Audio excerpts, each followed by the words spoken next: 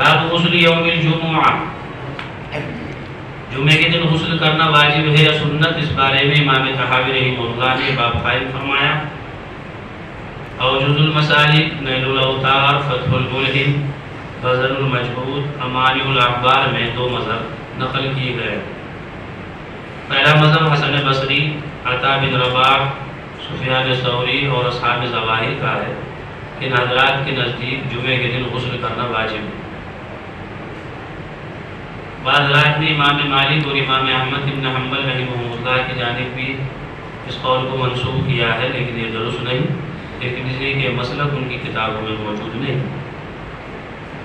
دوسرا مذہب حضرات ائمہ اربعہ کا ہے، جمہور فقہاء محدثین کا۔ ان حضرات کے نزدیک جمعے کے دن غسل کرنا واجب نہیں بلکہ سنت۔ امام طحاوی رحمہ اللہ نے فذهب قوم کا مصداق فریق اول کو پہلے مذہب والوں کو قرار دیا ہے، اور وخالفهم فی ذلک آخرون کا مصداق دوسرے مذہب والوں کو قرار دیا ہے، یعنی ائمہ اربعہ اور جمہور کے مذہب۔ پہلے فریق کی دلیل روایت الباب ہے، جس کو امام طحاوی رحمہ اللہ نے 9 سند سے یعنی 9 صحابہ رضی اللہ عنہم سے روایت کیا۔ چنانچہ روایت ہے وبه قال حدثنا محمد بن علي بن محرز قال حدثنا يعقوب بن ابراهيم قال حدثنا ابي عن ابن اسحاق عن الزهري عن طاووس قال قلت لابن عباس رضي الله عنهما ذكر ان النبي صلى الله عليه وسلم قال اغتسلوا يوم الجمعة واغسلوا رؤوسكم وان لم تكونوا جنبا واصيبوا من الطيب فقال ابن عباس رضي الله عنهما اما الغسل فنعم واما الطيب فلا اعلمه۔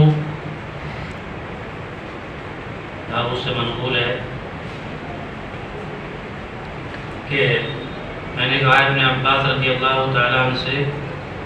یہ ذکر فرمایا ہے انہوں نے صحابہ نے کہ نبی کریم صلی اللہ علیہ وسلم نے ارشاد فرمایا اغتسلوا یوم الجمعہ کہ جمعے کے دن غسل کرو، واغسلوا رؤوسکم اور اپنے سروں کو دھو، وَإِن لَّمْ تَكُونُوا جُنُبًا اگرچہ تم کیا نہ ہو، جنبی نہ ہو، اگرچہ تم جنبی نہ ہو، وَأَصِيبُوا مِنَ الطِّيبِ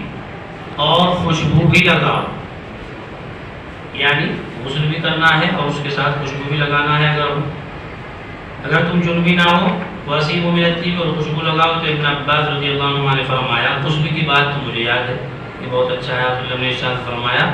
لیکن وَأَمَّا الطِّيبُ خوشبو کے بارے میں نہیں جانتا کہ آپ نے یہ فرمایا۔ بہرحال تو یہ فریق اول کی دلیل ہے، جس میں معلوم ہو رہا ہے کہ رسول اللہ صلی اللہ علیہ وسلم نے ارشاد فرمایا کہ جمعے کے دن غسل کرنا واجب ہے۔ فریق اول اس کو دلیل بنانا۔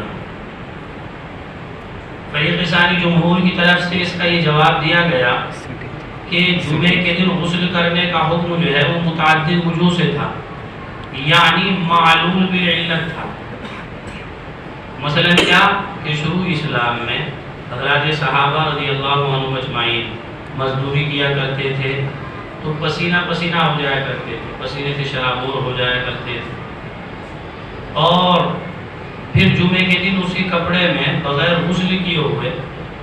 صحابہ رضی اللہ عنہم اجمعین مسجد نبوی حاضر ہو جایا کرتے تھے۔ مسجد نبوی کی جو چھت تھی وہ بھی انتہائی نیچی تھی، گویا ایک سائبان ہو۔ اس حالت میں پسینے کی بنا پر اور گندگیوں کی وجہ سے بو پیدا ہو جاتی، اس بو کی وجہ سے تکلیف ہوتی تھی۔ آپ صلی اللہ علیہ وسلم نے اس کو محسوس فرمایا، صحابہ رضی اللہ عنہ اجمعین کو حکم دیا کہ وہ جمعے کے دن غسل کیا کریں، اور اگر خوشبو ہو تو خوشبو بھی لگا کر آیا کریں تاکہ پسینے کی بو وغیرہ سے کسی کو ایذا نہ ہو۔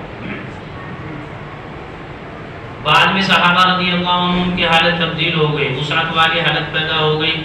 حتیٰ کہ مسجد نبی کے اندر بھی توسیع کر دی گئی۔ تو جب ایذا ختم ہو گئی تو یہ علت ختم ہو گئی، لہذا اللہ کے رسول صلی اللہ علیہ وسلم کا فَلْيَغْتَسِلْ فرمانا، جمعے کے دن تو غسل کرو، یا اغتسلوا فرمانا، تو یہ در حقیقت معلول بالعلت تھا، اور علت تھی ایذا۔ اب وہ ختم ہو گئی، صحابہ رضی اللہ عنہ خوشحال ہو گئے، پہلے وہ اونی کپڑوں میں کھدے کے کپڑوں میں رہتے تھے، اب عمدہ کپڑے استعمال کرنے لگے۔ اب جو ہے پہلے وہ خوب کام اور محنت و مزدوری کیا کرتے تھے، اب خوشحالی آ گئی، اب اس کی ضرورت نہیں رہی۔ اس لیے رسول اللہ صلی اللہ علیہ وسلم کا جو یہ حکم تھا یہ در حقیقت معلوم بالعلت تھا، علت ختم ہو گئی، لہذا اس کا حکم بھی وجوب کا نہیں رہے گا۔ جمہور علماء یہی بیان فرماتے ہیں۔ ابن عباس رضی اللہ عنہ کا آگے فتویٰ آ رہا ہے جو ان کی روایت کے خلاف ہے۔ وہاں پر یہ فرما رہے ہیں ابن عباس رضی اللہ عنہ کہ جس نے غسل کیا اچھا کیا، اور جس نے وضو کیا اس نے بھی صحیح کیا۔ یعنی گویا غسل کرنے کو بس افضل تو بتایا گیا کہ اچھا ہے غسل کر لیا جائے، لیکن واجب نہیں ہے کہ اس کو جو ہے وجوب کا درجہ دیا جائے۔ حضرت عائشہ رضی اللہ عنہ کا بھی فتویٰ نقل کیا جائے گا آگے آ کر کہ حضرت عائشہ رضی اللہ عنہ فرماتی ہیں کہ علت ایذا کی بنا پر غسل کرنے کا گویا حکم تھا، بعد میں ایذا ختم ہو گئی، لہذا حضرت عائشہ رضی اللہ عنہ کا فتویٰ بھی اس کے خلاف ہو گیا۔ اور آپ سے بھی جب راوی کا فتویٰ اس کی روایت کے خلاف ہو تو یہ اس روایت کے منسوخ ہونے کی دلیل ہوا کرتی ہے۔ تو معلوم یہ ہوا کہ وہ روایتیں جن میں غسل کا حکم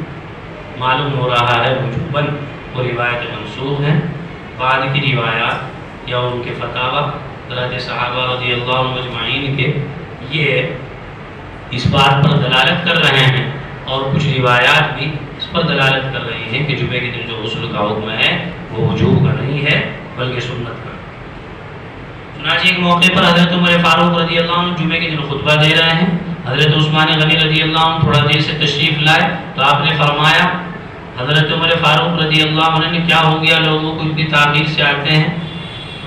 تو حضرت عثمان غنی رضی اللہ عنہ فرمایا کہ حضرت جب سے میں نے اذان سنی تو میں نے کچھ اور کام نہیں کیا، میں بازار میں تھا، چھوڑا اور فوراً جو ہے میں آیا، وضو کیا اور یہاں جمعے کے اندر جو ہے حاضر ہو گیا۔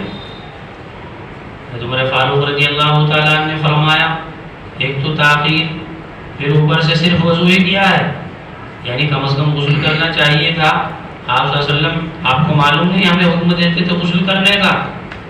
لیکن اس کے باوجود یہ ثابت نہیں ہے کہ نہ تو حضرت عثمان رضی اللہ عنہ پھر غسل کرنے کے لیے اپنے گھر تشریف لے گئے، نہ حضرت عمر فاروق رضی اللہ تعالیٰ عنہ نے ان کو اس طریقے سے حکم دیا کہ آپ جائیں پہلے غسل کریں اس لیے کہ وہ واجب ہے پھر آئیں جمعہ پڑھیں، ایسا نہیں ہوا۔ تو اس سے معلوم یہ ہوا کہ ان دونوں حضرات کے نزدیک بھی، حضرت عمر فاروق رضی اللہ عنہ، حضرت عثمان غنی رضی اللہ عنہ کے نزدیک بھی جمعے کے دن غسل کرنا واجب نہیں۔ البتہ فضیلت کا ضرور ہے کہ بھئی فضیلت ضرور ہے کہ آدمی کے جمعے کے دن جو ہے غسل کر لے، تو غسل کو سنت قرار دیا جائے گا، غسل کو واجب قرار نہیں دیا جائے گا۔